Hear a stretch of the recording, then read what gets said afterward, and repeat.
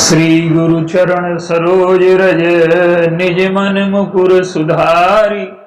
वरणहु रघुबर विमल जस जो दायक फल चार। बोलिए सियावर रामचंद्र की जय। आइए भगवान राम के चरणों में प्रणाम करते हुए भगवान को मर्यादा पुरुषोत्तम किन अर्थों में कहा जाता है और मर्यादा का तात्पर्य क्या है, आइए आज इस पर थोड़ा सा विचार करें। मर्यादा का तात्पर्य पहले समझने की कोशिश करें कि क्या है। मर्यादा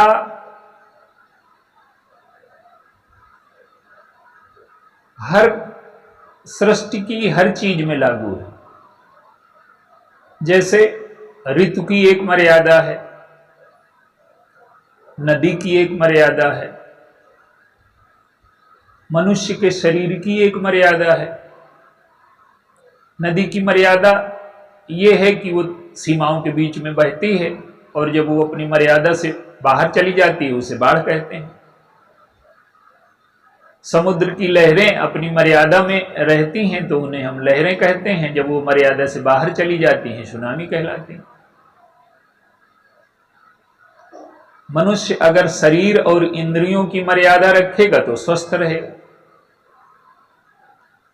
मन को मर्यादा में रखेगा, सीमा में रखेगा तो जीवन उसका प्रसन्न रहेगा, सुखी रहेगा। मन की मर्यादा, वाणी की मर्यादा अगर उसने तोड़ दी तो कानून का भय है। तो मनुष्य का और सृष्टि का मर्यादा में रहना अत्यंत आवश्यक है। भगवान राम के राज्य में हर वस्तु अपनी मर्यादा में है। सागर निज मर्यादा रही और डारहि तट रत्न तटन नर लाही। समुद्र अपनी मर्यादा में है, अपने तटों पर रत्न डालते हैं, मनुष्य पाकर के प्रसन्न होते हैं। शशि संपन्न सदा रहे धरनी, चंद्रमा अपनी मर्यादा में है, तालाब अपनी मर्यादा में है, नदियां अपनी मर्यादा में है, ऋतुएं अपनी मर्यादा में है। विधि रह पूर्व मयूखनि रवि तप जितने काज और मांगे बारिद देहि जल रामचंद्र के राज। बादल अपनी मर्यादा में है, सूर्य अपनी मर्यादा में है, चंद्रमा अपनी मर्यादा में है, और तो गणना कहां तक की जाए, मृत्यु भी अपनी मर्यादा में है। यमराज भी अपनी सीमा में रहते हैं। अल्प मृत्यु नहीं कौनो पीरा, किसी प्रकार का दुख नहीं है, किसी प्रकार का शोक नहीं है, किसी प्रकार का रोग नहीं है। प्रत्येक अपनी मर्यादा का पालन कर रहा है। तो राम राज्य जो है सृष्टि और मनुष्य, व्यष्टि और समष्टि दोनों अपनी मर्यादा में है। और जब प्रत्येक चीज अपनी मर्यादा में रहती है तो मनुष्य का जीवन, सृष्टि में सारे जीव जंतुओं का जीवन प्रसन्न और सुखी है। तो आइए इसी संदर्भ में एक दो सूत्र मानस के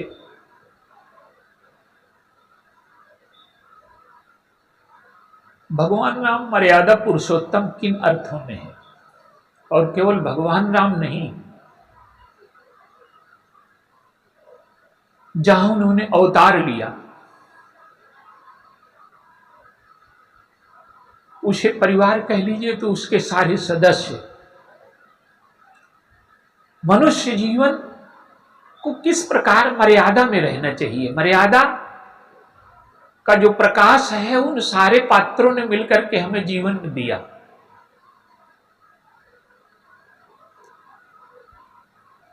एक संदर्भ, भगवान राम का जब वनगमन हुआ तो पिताजी के आदेश पर वो बन जाते हैं, तो सुमंत्र जी उनको रथ में बैठा लेते हैं। अब देखिए, जब तपस्वी वेश में जा रहे हैं तो रथ में बैठने का तो कोई अर्थ ही नहीं, क्योंकि तपस्वी वेश के खिलाफ।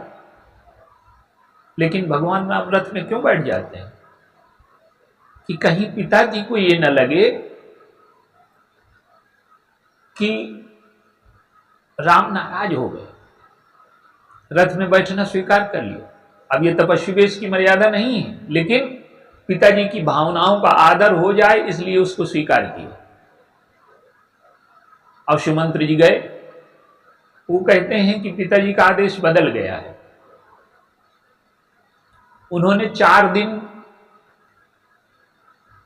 वन घुमा करके लौट आने के लिए कहा है, तो जो परिवर्तित राजाज्ञा है वो मान्य है। आप 4 दिन लौट करके चलिए मेरे साथ। अब देखिए, भगवान राम मर्यादा पुरुषोत्तम कहते हैं, पर पिताजी की इस आदेश को नहीं माना उन्होंने। अर्थ क्या है इसका? इसका अर्थ ये है कि मर्यादा का जो सही तात्पर्य है उन्होंने प्रकट किया। वो कहते हैं कि ये हमारे पिताजी की आज्ञा नहीं है। क्यों? कि पिताजी समझते हैं कि वन में बड़ा कष्ट होगा,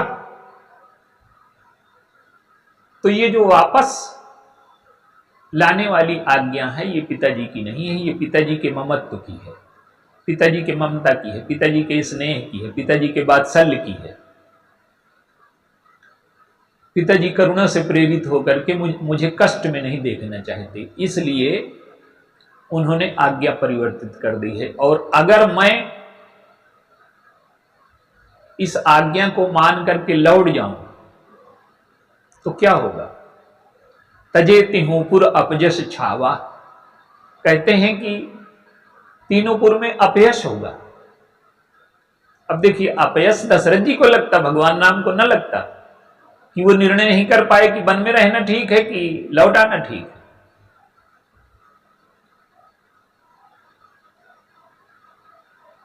तो भगवान पिताजी की मर्यादा न जाए इसलिए उन्होंने पिताजी का आदेश नहीं माना।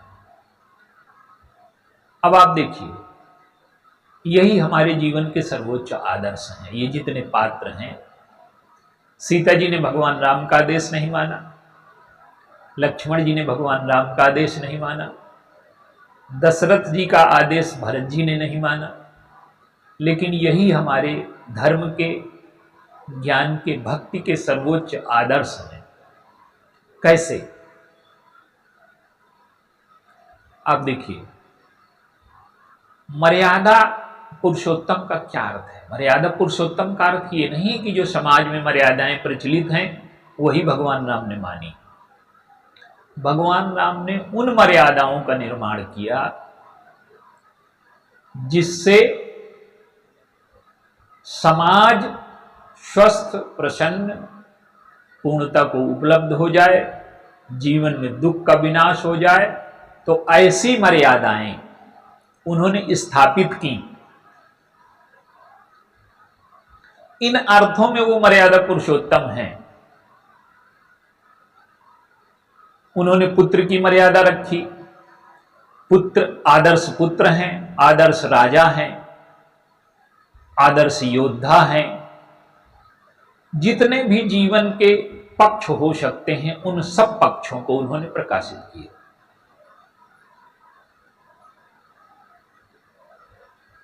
तो मर्यादा का अर्थ जीवन का निर्माण है, सृष्टि का संतुलन है, मनुष्य और प्रकृति के बीच संतुलन बना रहे, जीवन दुख की ओर न जाकर के सुख की ओर जाए, ऐसी सीमा हम निर्धारित करें, उन मर्यादाओं का पालन करें। ये मर्यादा पुरुषोत्तम होने का अर्थ है। अब थोड़ा सा इन दो तीन बिंदुओं पर विचार करें, इन पात्रों पर जिनकी चर्चा हुई। सीता जी से वो कहते हैं कि तुम वन न जाओ। क्यों? वो नहीं चाहते कि सीता जी मेरे साथ कष्ट उठाएं। तो सीता जी ने प्रश्न उठाया।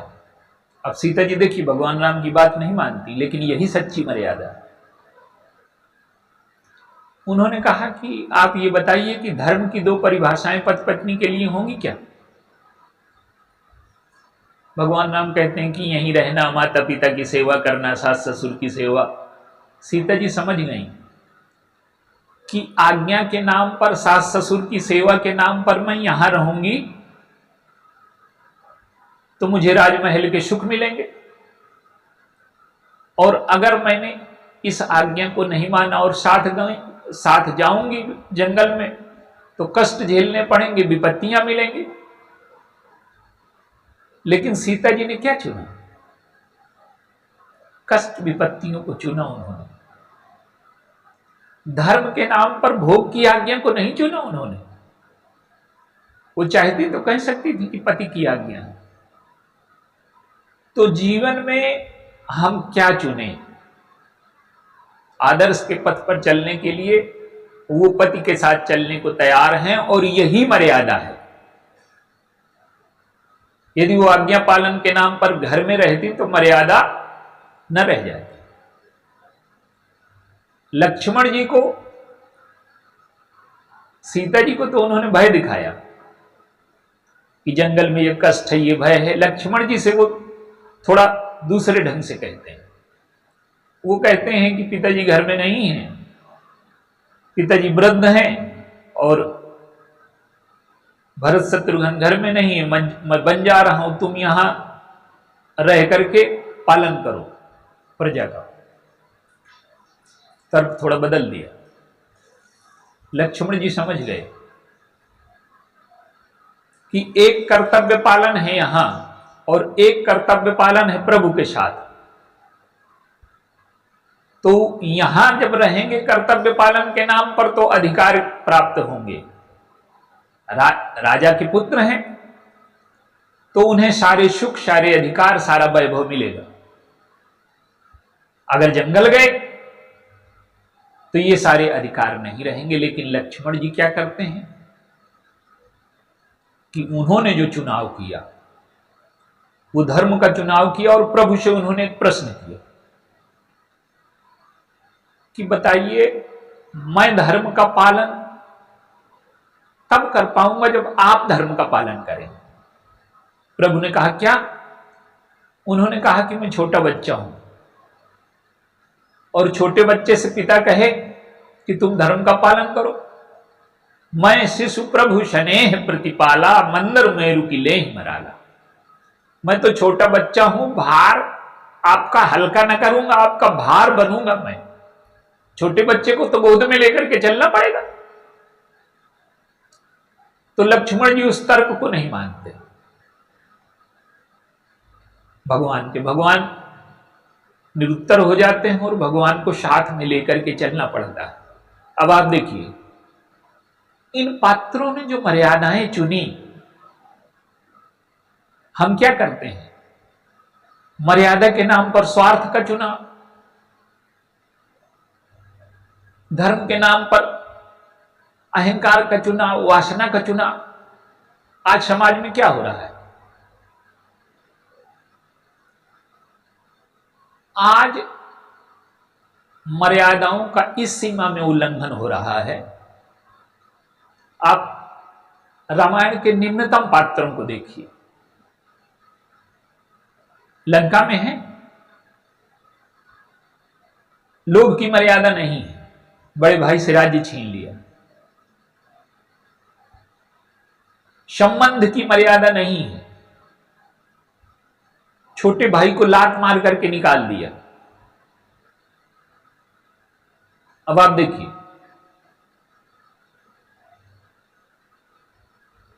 छोटा भाई जब बड़े भाई के चरणों में प्रणाम करता है या पिता के चरणों में प्रणाम करता है, तो ये श्रद्धा और वात्सल्य का मिलन है। पिता उसे आशीर्वाद देता है, बड़ा भाई उसे आशीर्वाद देता है। अब यही क्रिया जबरदस्ती हो जाए, रावण की ओर से जबरदस्ती हो जाती। तो ये जो चरण है, इसकी मर्यादा क्या है? ये शरीर का बोझ उठाता है, ये हमें कहीं ले जाता है, और अगर ये बोझ उठाने के स्थान पर, सही जगह पहुंचाने के स्थान पर चरण प्रहार के काम में आने लगे, पद है, सत्ता है, वो सब उसको चरण ही की ही परिभाषा है। तो पद, सत्ता है, पद है, धन है, बल है, इसका दुरुपयोग किया जाएगा, मर्यादा टूट जाएगी। तो रावण तो उसी दिन हार गया जिस दिन उसने विभीषण को निकाल दिया। लेकिन तब भी आप देखिए, लंका आज से तुलना करिए, रावण धन छीन लेता है, स्त्रियां छीन लेता है जो सुंदर हैं, जहां भी सुंदर स्त्री है वो बल से उसको जीत करके ले आता है। लेकिन वहां की मर्यादा और आज की मर्यादा में आप देखिए, वहां एक बार विवाह हो गया, फिर ऐसा नहीं है कि पत्नी और पति, लंका में, अयोध्या की तो सीमा छोड़ दी है। अयोध्या में क्या है कि एक नारी व्रत सब नर झारी और ते मन बचक्रम पति अधिकारी। मर्यादा व्यक्ति को ऊपर उठाने के लिए है। धर्म क्या करता है? काम की पूर्ति के लिए अगर विवाह न हो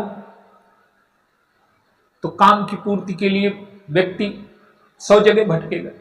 तो विवाह की सीमा रेखा बना दी। यद्यपि विवाह में काम है, लेकिन काम को सीमित कर दिया, मर्यादित कर दिया। तो व्यक्ति भोग को नियंत्रित रखते हुए धीरे धीरे जीवन में ऊपर उठे। और आज की स्थिति क्या है?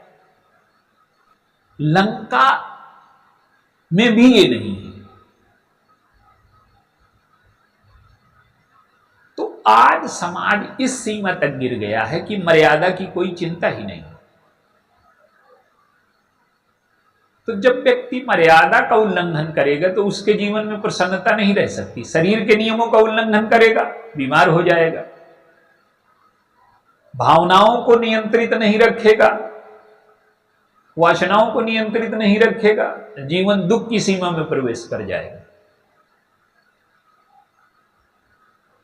तो मर्यादा का अर्थ है जीवन को सुंदर बनाना, जीवन को स्वस्थ बनाना, जीवन को पूर्णता की ओर ले जाना। और अगर हम इनका उल्लंघन करते हैं तो हमें जीवन में कष्ट, विपत्तियां मिलेंगी। एक उदाहरण और देखिए, मर्यादा का कैसे अर्थ प्रकट होता है। भरत जी से कहा गया कि आप गद्दी पर बैठ जाओ, ये पिताजी की आज्ञा है।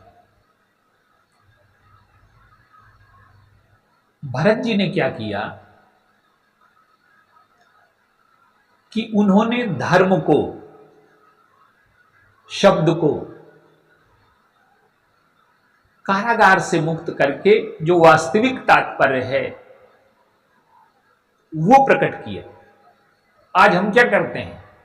शब्दों को पकड़ रहे हैं, तात्पर्य को भूल रहे हैं। शब्द की एक मर्यादा है, वो किन अर्थों में कहा गया है। शास्त्र को पढ़ने का अर्थ नहीं कि किताब में क्या लिखा है। शास्त्र को पढ़ने का अर्थ है कि वो जो किन संदर्भों में कहा गया, किस व्यक्ति से कहा गया, किस मन स्थिति में कहा गया, किस परिस्थिति में कहा गया, वो हमें समझना है। तो शास्त्र का वचन हमारे अंतःकरण पर क्या प्रभाव डालता है, ये सही अर्थ है। और अगर हमारे अंतःकरण पर गलत प्रभाव डालता है, हमारे अंतःकरण को विकृत करता है, तो वो सही अर्थ नहीं है। और आज हम क्या करते हैं कि शब्द को पकड़ लिया है हमने, अर्थ को भूल गए हैं, उसके उद्देश्य को भूल गए हैं, तात्पर्य को भूल गए। शास्त्र बंदी बनाने के लिए नहीं है, शास्त्र व्यक्ति को मुक्त करने के लिए। श्रुति पुराण बहु कहो उपाई, और छूट न अधिक अधिक अरुझाई। शब्द को पकड़ लेने से, तात्पर्य को भूल जाने से श्रुति पुराण ने बहुत उपाय बताए, पर मनुष्य छूटने के स्थान पर बंधता चला गया। भरत जी ने क्या किया कि शब्द की जो मर्यादा है उसको स्थापित किया। वो कहते हैं कि ये हमारे पिताजी का आदेश नहीं है। पिताजी के हृदय में क्या था? शास्त्र जब आदेश देता है कि पिता के वचन को बिना विचारे मान लेना चाहिए, तो इसका तात्पर्य है कि विचार की आज्ञा शास्त्र ने पिता को दी। मनमाना आदेश पिता नहीं दे सकता, और मनमाना आदेश देता है तो वो पिता नहीं रहा। तो शास्त्र का अर्थ ये नहीं है कि पिता चाहे जो आदेश दे। जज जब निर्णय करता है तो वो संविधान के अनुकूल निर्णय करता है, तो पिता भी शास्त्र के संविधान का बंदी है। वो पुत्र को वही आदेश दे सकता है जो शास्त्र कहता है। तो भरत जी कहते हैं कि ये हमारे पिताजी का आदेश नहीं। क्यों? पिताजी का आदेश तो ये मंथरा और कैकेयी का आदेश है, जिसे आप कह रहे हैं। मंथरा और कैकेयी ने षड्यंत्र करके हमारे पिताजी को बंदी बनाया और शब्द के दलदल में फंसा दिया। दशरथ जी शब्द के दलदल में फंस गए। शाम को भगवान को राज्य देने की घोषणा करते हैं और कैकेयी के सामने बदल जाते हैं जाकर। तो भरत जी कहते हैं कि हमारे पिताजी की आज्ञा नहीं है। पिताजी की तो आज्ञा ये थी कि राम को गद्दी पर बैठाया जाए। उनके शब्द न देखिए, ये देखिए कि उनके हृदय में क्या था। और मुझे आप कह रहे हैं कि ये पिताजी का। भरत जी ने क्या किया? भरत जी ने वो आदेश माना, उस मर्यादा का पालन किया जिससे स्वार्थ का जो संघर्ष हो, स्वार्थ का संघर्ष शुरू हो जाता।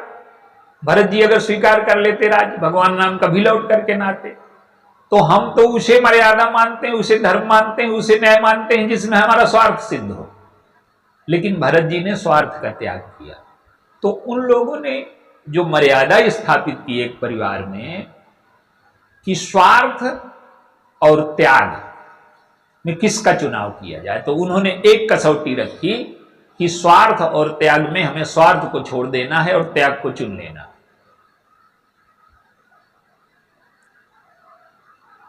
तो हम तो मर्यादा के नाम पर स्वार्थ का, अहंकार का, तृष्णा का, लोभ का चुनाव करते हैं। तो राम राज्य में सारी चीजें मर्यादित हो गई हैं। लोभ भी सीमा में है, काम भी सीमा में है। काम का सीमा में ये होना है कि सब पतिव्रत हैं, सब पत्नी व्रत हैं। लोभ भी सीमा में है, मर्यादा में है कि कोई किसी के अधिकार का अतिक्रमण नहीं करता। सम्मान, मर्यादा सब सीमा में है। और जब व्यक्ति नियंत्रित हो जाएगा, अपनी मर्यादा में रहेगा, तो सृष्टि भी मर्यादित हो जाएगी, समाज भी मर्यादित हो जाएगा। और राम राज्य तो यहां तक मर्यादित हो गया कि संविधान की आवश्यकता समाप्त हो गई। कोई जज नहीं है, किसी के मन में कोई बुराई का उदय ही नहीं होता। और जो बुराई का पक्ष था रावण, वो समाप्त हो गया। तो प्रत्येक व्यक्ति अगर सही मर्यादा का चुनाव करे, अपने जीवन को नियंत्रित रखे, मन और मर्यादा के नाम पर मन की वासनाओं का, अहंकार का, स्वार्थ का चुनाव न करे, तो जीवन हमारा सुखी हो सकता है, प्रसन्न हो सकता है, नियंत्रित हो सकता है, व्यष्टि और समष्टि में संतुलन उत्पन्न हो सकता है। और जब तक व्यष्टि और समष्टि में संतुलन नहीं उत्पन्न होता, तब तक हमारे वेदों का जो उद्घोष है, सर्वे भवन्ति सुखना, सर्वे सन्तु निरामया, सर्वे भद्राणि पश्यन्तु, ना कश्चित दुर्भाग भवेत्, इसी का साकार रूप राम राज्य है कि राम राजन अभिगेश सुन सचराचर जग माहि, काल कर्म स्वभाव गुण कृत दुख काहू न। ये कब हुआ? जब मर्यादा का सब लोगों ने पालन किया, प्रत्येक व्यक्ति अपनी मर्यादा में आ गया, अपनी सीमा में आ गया, विचार की मर्यादा, भाव की मर्यादा, शरीर की मर्यादा, जीवन की मर्यादा, इन सब मर्यादाओं का जब पालन हुआ तो माने मर्यादा का तात्पर्य है जीवन को स्वार्थ की दिशा में, अहंकार की दिशा में ले जाना नहीं है। मर्यादा का तात्पर्य है कि दूसरे के स्वार्थों का ध्यान रखते हुए अपने स्वार्थ की पूर्ति करते हुए जीवन को पूर्णता तक ले जाना। और ये तभी संभव होगा जब हम भगवान के चरणों में प्रणाम करके उनके चरित्र को अपने जीवन में उतारें और मर्यादा का सही अर्थ समझें। बोलिए सियावर रामचंद्र।